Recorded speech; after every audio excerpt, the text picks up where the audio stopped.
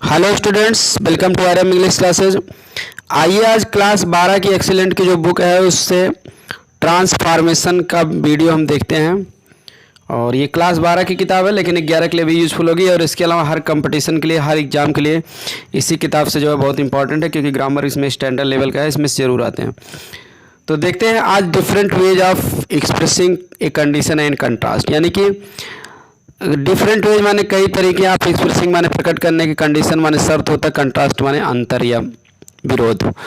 तो शर्त और अंतर को प्रकट करने के लिए, या विरोध, शर्त और विरोध को प्रकट करने के विभिन्न तरीके हैं या भिन्न भिन्न तरीके हैं। तो मतलब कहने का मतलब ये है, इस चैप्टर में आप क्या पढ़ेंगे, कोई भी कंडीशन है, शर्त रखी जाएगी। जैसे यदि तुम पढ़ोगे तो तुम पास होगे, तो शर्त है पास तो होगे लेकिन तुम पढ़ोगे, तो वही चीज़ है। कंट्रास्ट माने अंतर या विरोध। विरोध जैसे मतलब कहते हैं यद्यपि वह अमीर है फिर भी वह कंजूस है, तो अमीर आदमी है तो खर्च करना चाहिए लेकिन वो कंजूसी कर रहा है, तो इस तरह से बात का विरोध हो गया। तो इस तरह के वाक्य जो है यदि वाले या यद्यप वाले बहुत तरीके से लिखे जा सकते हैं। कितने तरीके से लिखे जा सकते हैं ये चीज़ आपको आज पता चल जाएगा, क्योंकि इसको जानना बहुत ज़रूरी है, तभी आप सही ढंग से ट्रांसफॉर्मेशन कर पाएंगे बहुत सारे वाक्यों का, और वाक्य को कई तरीके से कह पाएंगे। किताब में इस तरह के अर्थ लिखे रहते हैं तो उनके अर्थ भी समझने के लिए हमको इनका ज्ञान होना ज़रूरी है, क्योंकि भाई लेखक किसी भी तरीके का प्रयोग करके लिख सकता है। तो बहुत इम्पोर्टेंट टॉपिक है, देखते हैं। कंडीशन करें कि सेंटेंस, कंडीशनल सेंटेंस निम्नलिखित रूपों में किसी भी एक रूप में व्यक्त किया जा सकता है। शर्त वाला वाक्य जितने रूप नीचे बताए गए किसी भी रूप में व्यक्त किया जा सकता है। नंबर 1 है कंजक्शन इफ़ या अनलेस के प्रयोग द्वारा। कंजक्शन माने इफ़ माने यदि, अनलेस माने यदि नहीं।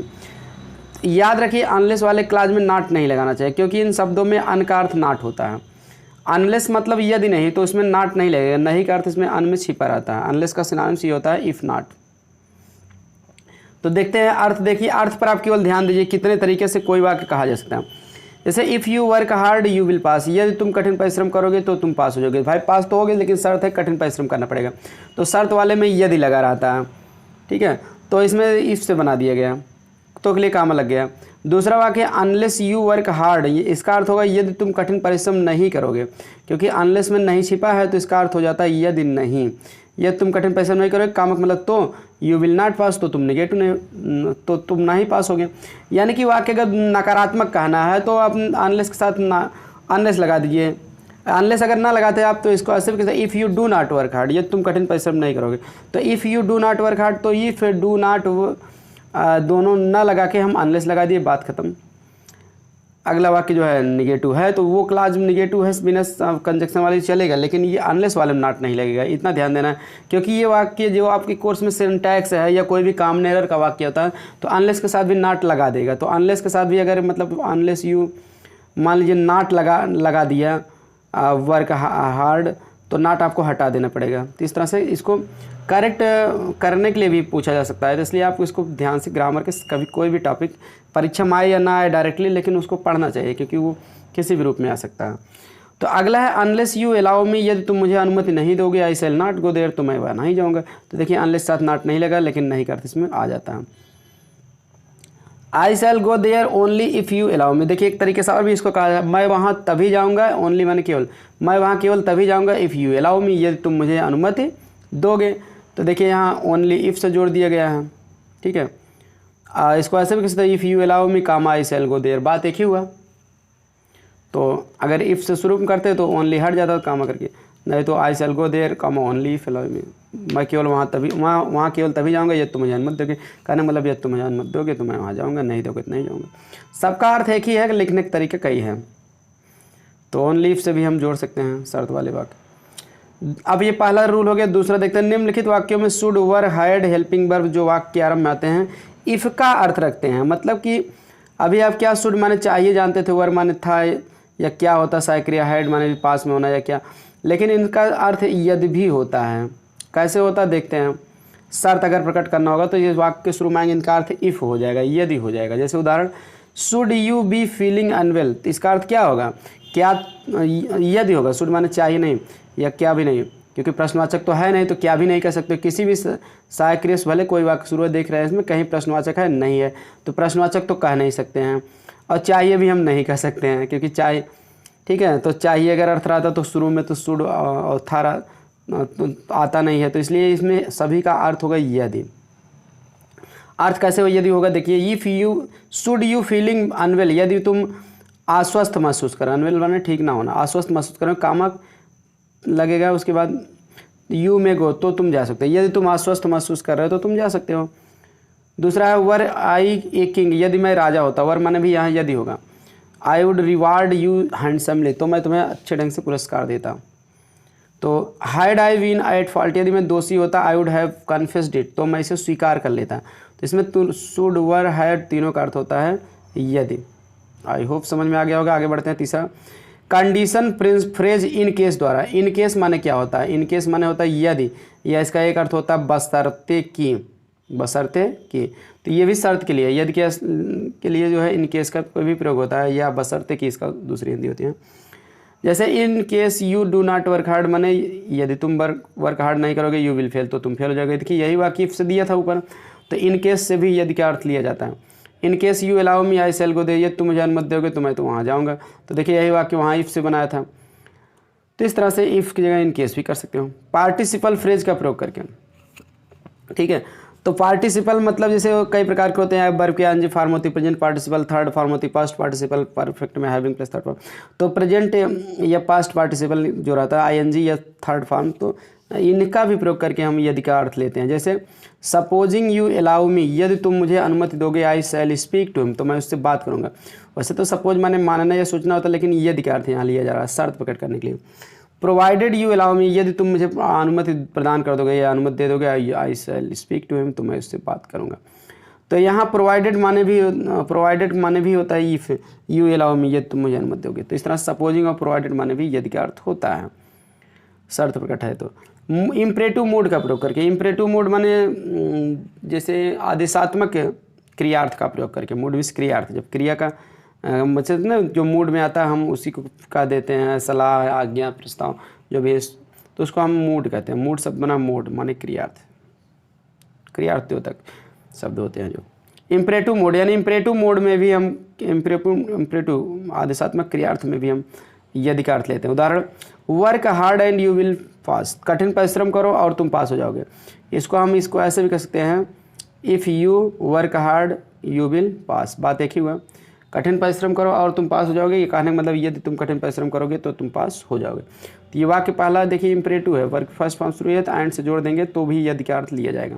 तो यदि आप शुरू में लोगे एंड की जगह तो का अर्थ लोगे। ठीक है, नेग्लेक्ट योर वर्क, अपना काम से नेग्लेक्ट माने उपेक्षित करना, ध्यान ना देना, अपना काम पर ध्यान ना दो, एंड यू विल फेल, और तुम फेल हो जाओगे।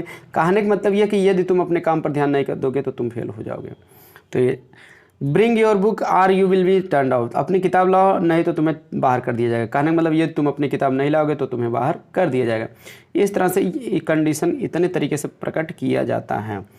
छठवां तरीका क्या है कंडीशन शर्त प्रकट करने का, इंट्रोगेटिव सेंटेंस द्वारा भी शर्त प्रकट होती है। जैसे विल यू गो देयर, क्या तुम वहाँ जाओगे, then I will also go with you, तो मैं भी तुम्हें जाऊँगा, तुम्हारे साथ चलूँगा। क्या तुम वहाँ जाओगे, तब मैं भी तुम्हारे साथ चलूँगा। कहने का मतलब यदि तुम वहाँ जाओगे, if you go there comma I shall I will also go with you, यदि तुम वहाँ जाओगे तो मैं भी तुम्हारे साथ चलूँगा। सब में इफ़ का अर्थ लगा सकते हो। Have you paid the cost, क्या तुम कीमत चुका दिए, then take away the cycle, तब साइकिल ले लो। कहने का मतलब यदि तुम पे कर दिए हो कीमत तो साइकिल तो ले सकते हो। इफ़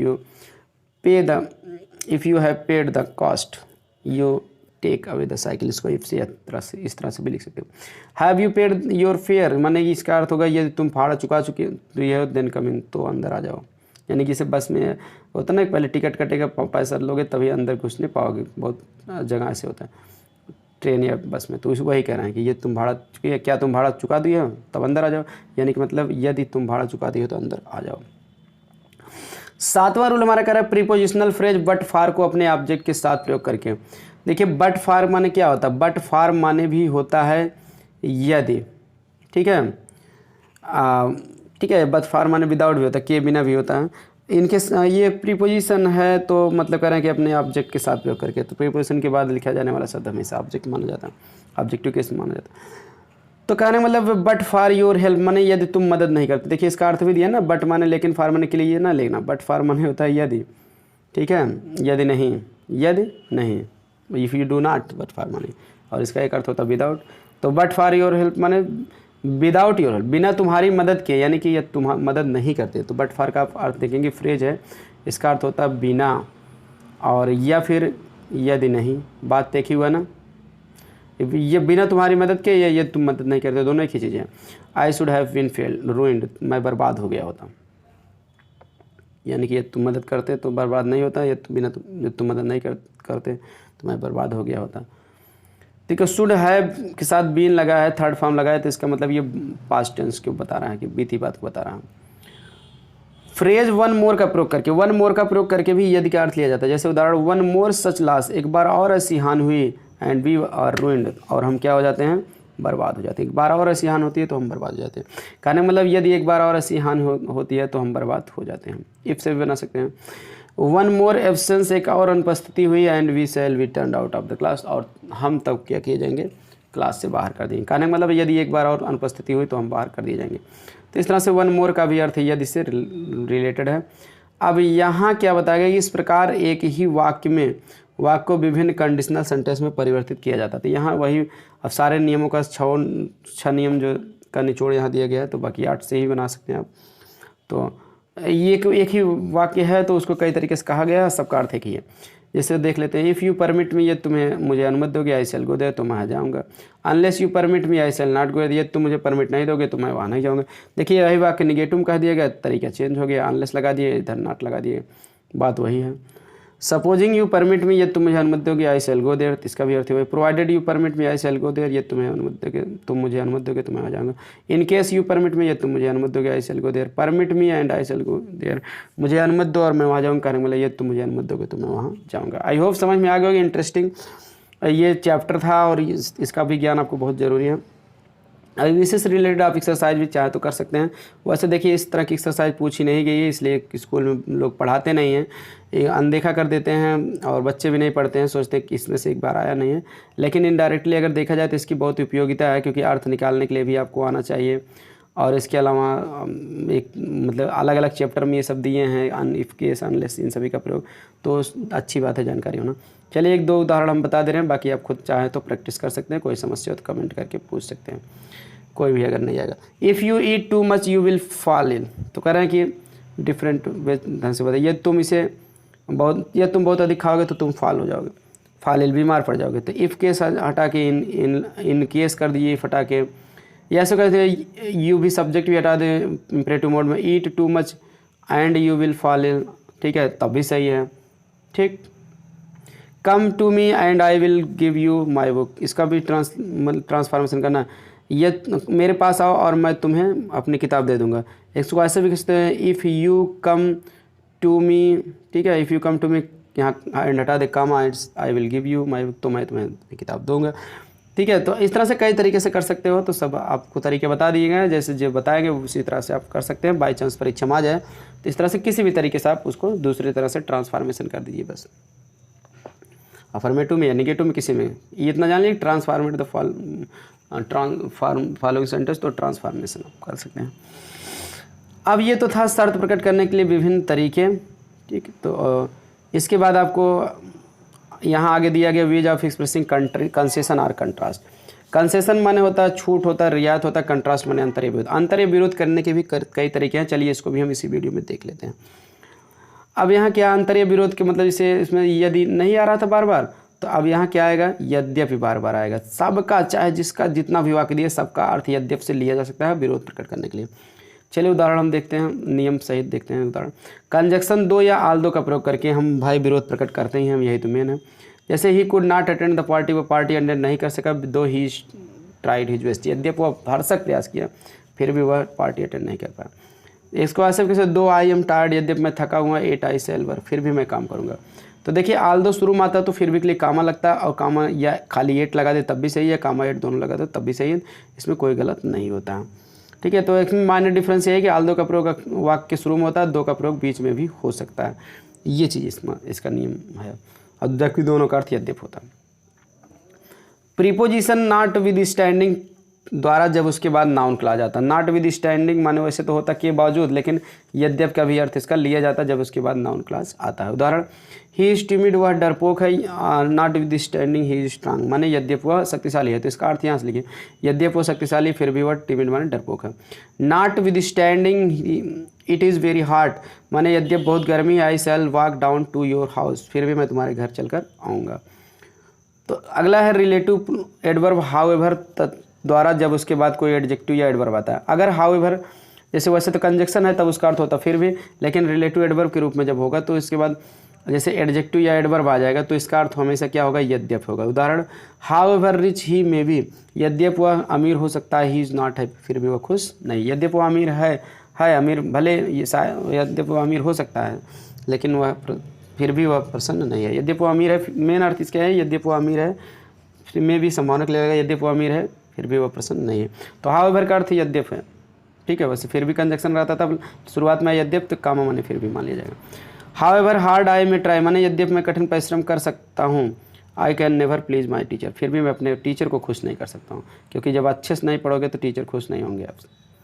पढ़ो अच्छे से खुश हो जाएंगे खुद ही, कि अध्यापक विद्यार्थी पढ़ता है तो बहुत खुश होता है। अगला है वाक्य है how ever poor he is माने वह यद्यप वह अमीर गरीब है। ही इज ऑनेस्ट, फिर भी वह ईमानदार है। तो अब यही वाक्य आ जाएगा, ये वाक्य कई बार परीक्षा में आया, यद्यप वह गरीब है फिर भी ईमानदार। तो इसको अगर ट्रांसफॉर्मेशन के लिए कहा जाएगा, Aldous he is poor he is honest, ऐसे कह सकते हो, या how ever poor he is honest, दोनों तरीके से। रिलेटिव प्रोनाउन व्हाट एवर लगाकर भी हम यद्यप का अर्थ लेते हैं। जैसे आई विल डू इट, मैं इसे करूँगा। व्हाट एवर यू में से, चाहे जो कुछ भी तुम कहो, यानी कि मतलब यद्यप तुम कह सकते हो फिर भी मैं इसे करूँगा, मतलब इसे कोनो काम है नहीं करने के लिए कहा जाता फिर भी करूँगा। ही रिफ्यूजेस टू वर्क, वर्क काम करने के लिए मना करता है। व्हाट एवर आई में से, जो कुछ भी मैं कहता हूँ, कहने मतलब यद्यप मैं कहता हूँ उसे लेकिन फिर भी वो काम करने से मना कर देता है, इसका अर्थ ये है। बच्चों में कंजक्शन एज के द्वारा भी यद्यप का अर्थ लिया जाता है। जैसे रिच एज ही इज माने यद्यप वह धनी है। ही इज ए माइजर, फिर भी वह कंजूस है। देखिए अर्थ भी यहाँ दिया है, क्योंकि एज माने नहीं तो आप जैसा कि जान रहे हैं, क्योंकि जान रहे हैं, लेकिन यद्यप भी होता है, इतना ध्यान लीजिए। रिच एज ही इज, यद्यप वह अमीर है। ही इज माइजर, फिर वह कंजूस है, या तथापि वह कंजूस है, तथापि फिर भी एक ही है। ब्यूटीफुल एज सी इज माने यद्यप वह सुंदर है। सी इज नॉट प्राउड, फिर भी उसे घमंड नहीं है, या वह घमंडी नहीं है। इस तरह से एज का भी अर्थ देखिए यद्यप लिया जाता है। कब? जब इनके तुरंत बाद जो है, इनके पहले एडजेक्टिव रहता है, फिर उसके बाद एज रहता है, फिर सब्जेक्ट वर्ब रहता है। एडमिटिंग का प्रयोग करके भी यद्यप का अर्थ लिया जाता है। एडमिटिंग ही स्ट्रांग माने यद्यप वह शक्तिशाली है। ही इज टिमिड, फिर भी वह डरपोक है। वैसे तो एडमिट माने स्वीकार करना या प्रवेश करना, लेकिन फिर भी यद्यप का अर्थ भी लिया जाता है, ठीक है। जब ये एडमिटिंग के बाद जो है सब पूरा क्लाज आएगा, सब्जेक्ट वर्ब आएगा, फिर काम आएगा, तो इसका अर्थ हो गया यद्यप। अगला फ्रेज, ठीक है, दूसरा वाक्य का भी अर्थ बता दे रहे हैं, तभी आगे बढ़ते हैं। एडमिटिंग ही इज फुलिश, यद्यप वह मूर्ख है। He is sincere to me, फिर भी वह मेरे प्रति वफादार है, सच्चा है, ईमानदार है। एडमिटिंग ही इज पुअर, यद्यप वह गरीब है। ही इज ऑनेस्ट, फिर भी वह ईमानदार है।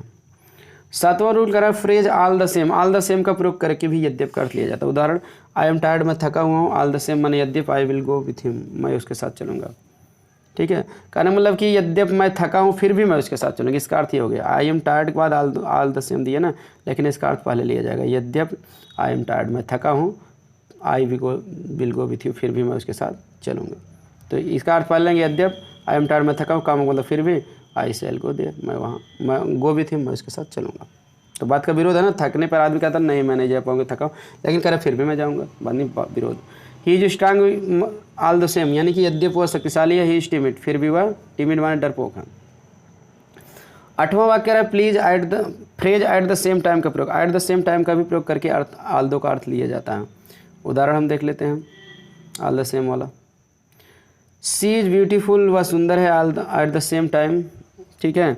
यद्यप वह सुंदर है, पहले इसका अर्थ लिया जाएगा। यद्यप वह सुंदर है। सी इज नॉट प्राउड, फिर भी वह घमंडी नहीं है। वट एवर यू से इज करेक्ट, जो कुछ तुम कहते हो सही है। एट द सेम टाइम माने फिर भी। I shall not change my opinion, फिर भी मैं अपनी राय नहीं बदलूंगा, ठीक है। इसका अर्थ इस तरह से लगेगा, यद्यप जो कुछ तुम कहते हो सही है, फिर भी मैं अपनी राय नहीं बदलूंगा। अगला है phrase for all that. For all that का भी प्रयोग यद्यप के अर्थ में जाता है। उदाहरण, police inspector will not believe the thief. Police inspector, police दरोगा जो है चोर का विश्वास नहीं करेंगे। फॉर ऑल दैट ये माने यद्यप पुलिस दरोगा जो है कह रहे हैं कि चोर का विश्वास नहीं किया, फिर भी ही मे से टू डिफेंड हिमसेल्फ, वह स्वयं की सुरक्षा के लिए कह सकता है।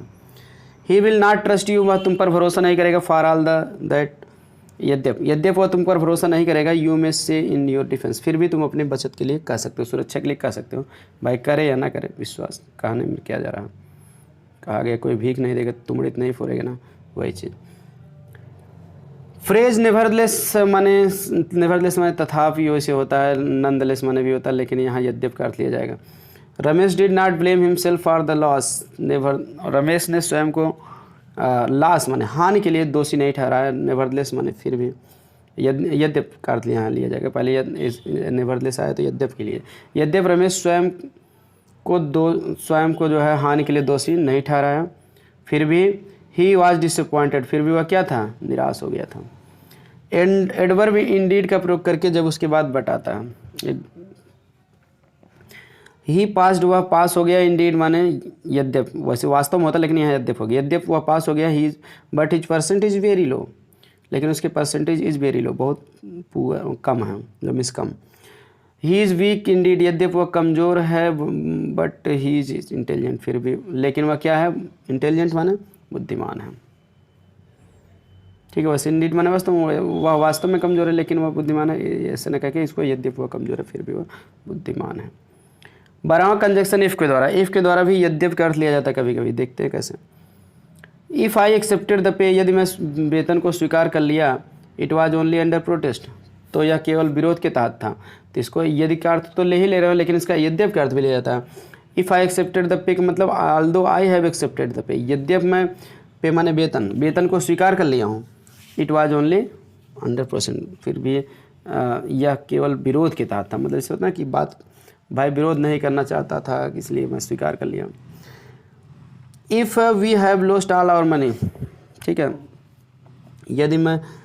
यदि हम जो है अपने धन को खो दिए होते, कहने मतलब यद्यप हम अपने धन को खो दिए हैं, it has been through your foolishness, फिर भी यह तुम्हारी मूर्खता से ही है, मतलब मूर्खता के कारण का ही कारण था, परिणाम था। तो इस तरह से इफ़ माने यदि भी होता है तो शर्त के लिए, लेकिन अब हम बात का विरोध किया जा रहा, तो भाई सीधी सी बात है यद्यप इसका अर्थ ले लिया जाएगा। ठीक है, पर इसके पहले मैं यद्यप मैं सहेली स्वीकार कर लिया हूँ, इट वाज ओनली अंडर, लिया केवल विरोध के तहत था। अक्सर आदमी विरोध के तहत थोड़ी ना सैलरी स्वीकार करता, तो सीधे वैसे मिलता तो स्वीकार कर लेता, लेकिन फिर भी वो स्वीकार किया, बात का विरोध हो गया। दूसरे में यद्यप हम अपना सारा धन खो चुके हैं, इट है यह फिर भी यह तुम्हारे मूर्खता के कारण है, तो मतलब आदमी अपने दूसरे की मूर्खता के कारण धन खोया, अपने मूर्खता से खोया नहीं, तो इस तरह से खो भी दिया है, मूर्खता दूसरे की है, तो इस तरह से बात का विरोध हो गया। अक्सर आदमी मूर्खता से खोता है, दूसरे की मूर्खता से खो दिया है। 13वां वाक्य कह रहे हैं कंजक्शन इवन इफ के द्वारा, प्रयोग द्वारा। इवन इफ माने यद्यप होता है या भले। He can not get through even if यद ही वर्क्स हार्ड, इसका अर्थ हो गया यद्यप वह कठिन परिश्रम करता है, he can not get through, फिर भी वह सफल नहीं हो सकता है। गेट थ्रू माने होता है सफल होना, सक्सीड, ये फ्रेजल वर्ब है।